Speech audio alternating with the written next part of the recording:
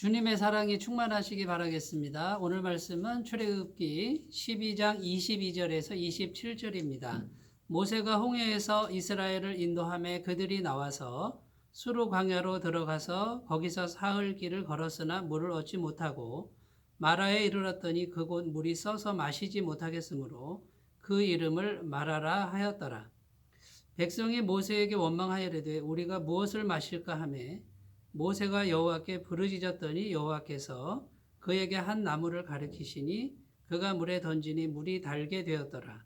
거기서 여호와께서 그들을 위하여 법도와 율례를 정하시고 그들을 시험하실세 이르시되 너희가 너희 하나님 나 여호와의 말을 들어 순종하고 내가 보기에 의를 행하며 내 계명에 귀를 기울이며 내 모든 규례를 지키면 내가 애굽 사람에게 내린 모든 질병 중 하나도 너희에게 내리지 아니하리니 나는 너희를 치료하는 여호와임이라.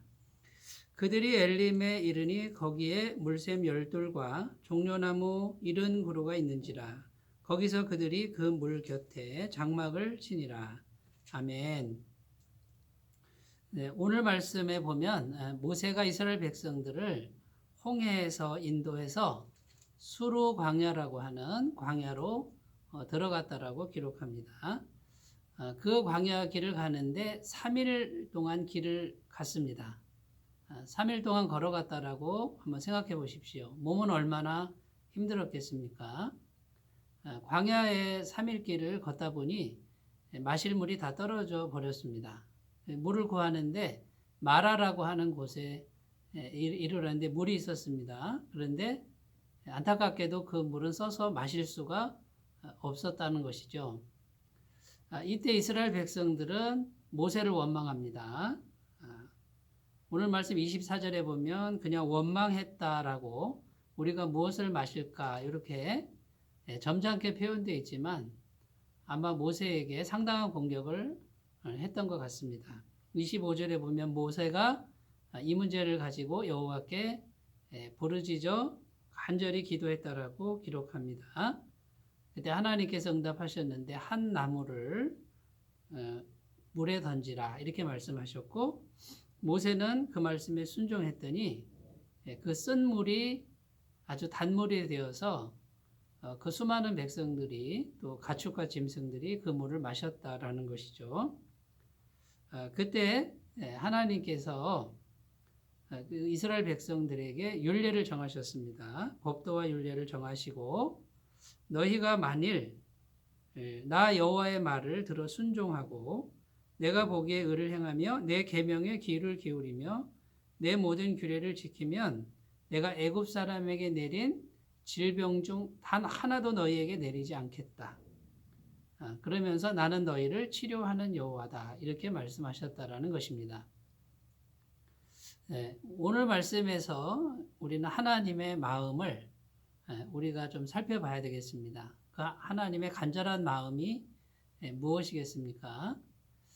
정말 오늘 말씀에 중요한 것은 하나님의 마음은 하나님의 백성인 우리가 환경에 얽매인 사람이 아니라 말씀의 사람으로 변화되기를 간절히 원하신다라는 것입니다. 홍해를 가르신 그 기적과 능력의 하나님이 지금 광야에 물이 떨어지는 이 힘든 상황에서 침묵하고 계셨다라는 것입니다. 능력이 없어서 침묵한 것이 아니고 하나님의 백성들이 어떻게 하나 보자 이렇게 지금 하나님은 보시는 것이죠. 그런데 하나님의 백성들은 여지없이 원망하기 시작합니다. 무엇 때문에요? 환경이 어려워지니까 원망하더라는 것이죠. 그리고 하나님이 세우신 지도자 모세를 공격했다라는 것입니다.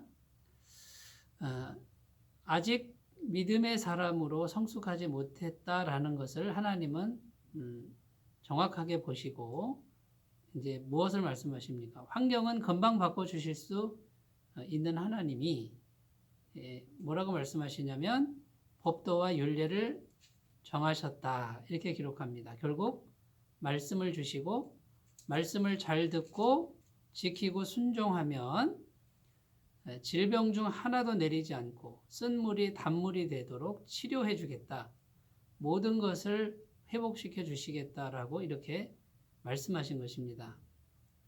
그러니까 하나님은 하나님의 백성들이 말씀의 사람으로만 온전히 변화되면 환경적인 것은 하나님이 다 쓴물이 단물이 되는 것처럼 아름답게 변화시켜 주시겠다라는 것을 이것을 지금 약속하고 있는 것입니다.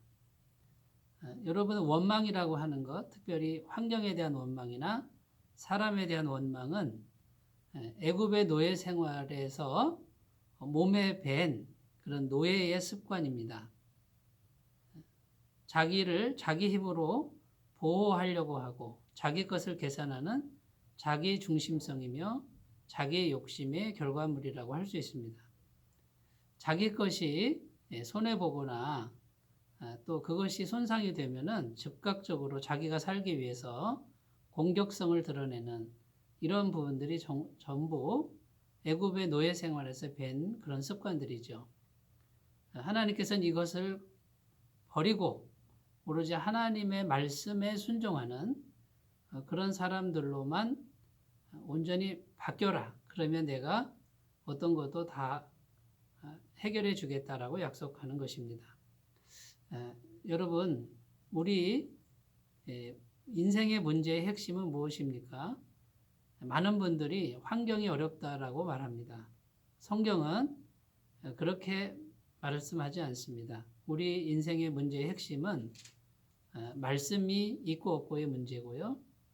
하나님이 함께 하시느냐 하지 않느냐 이것이 문제라고 성경은 말하고 있는 것입니다.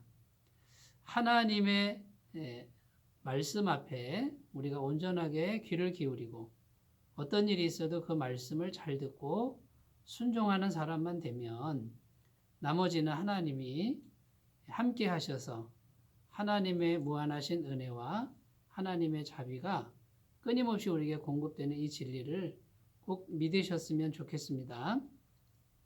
말씀으로 변화된 하나님의 사람의 특징은 과연 어떠하겠습니까?